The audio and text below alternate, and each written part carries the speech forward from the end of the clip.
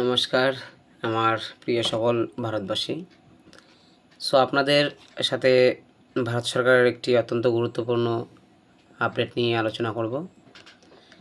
আপনারা জানেন ইতিমধ্যেই ভারত সরকার সেন্সাস অর্থাৎ আদমশুমারি বা জনগণনার সেলফ ইনুমারেশনের কাজ শুরু করে দিয়েছে, যেটি গতকাল 1 আগস্ট থেকে শুরু হয়েছে এবং এটি আগামী 15 আগস্ট অবধি চলবে।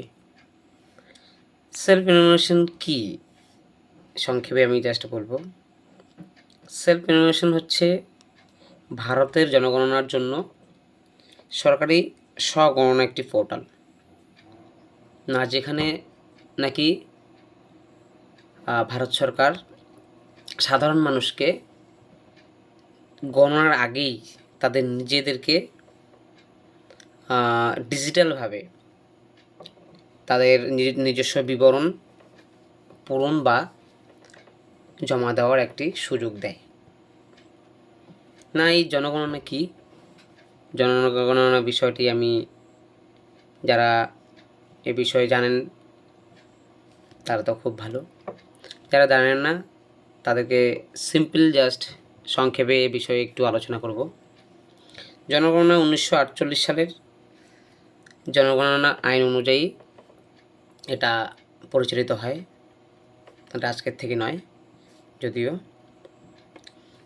ভারতের জনগণনা হলো পৃথিবীর বৃহত্তম প্রশাসনিক এবং পরিসংখ্যানগত জনসংখ্যার গণনা, যার মাধ্যমে কি হয়, আমাদের ভারতের জনসংখ্যার আকার অর্থাৎ আমাদের ভারতে কত সংখ্যক স্ত্রী পুরুষ বা অন্যান্যরা মিলে কতজন এখানে বসবাস করে তার আকার, এবং সামাজিক গোষ্ঠী বলতে আপনারা বুঝতেই পারছেন, এখানে বিভিন্ন ধর্মের জাতির লোক বসবাস করে, তো কত সংখ্যক সেই ধর্ম বা জাতি রয়েছে তা,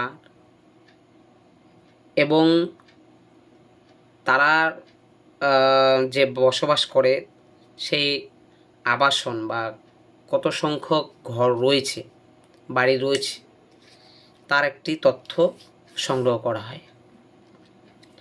এই জনগণনা প্রতি 10 বছর অন্তর অন্তর হয়। যদিও ভারতে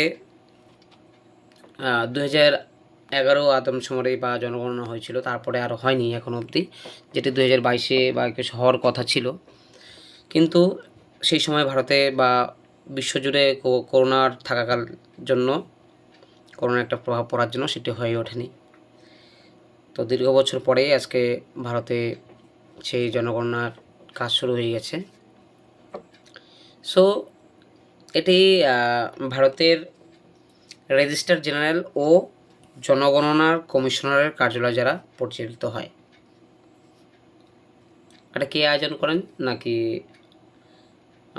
ভারতের স্বরাষ্ট্র মন্ত্রণালয় বা ভারত সরকার। এখানে বিষয়সমূহ কী থাকে না, বয়স, পেশা, ভাষা, ধর্ম এবং আবাসন 2টি পর্যায়ে হয়, যেটি প্রথমে আপনার হবে আবাসন সংক্রান্ত বিষয়ে এবং তারপরে সেটি জনগণনা হবে।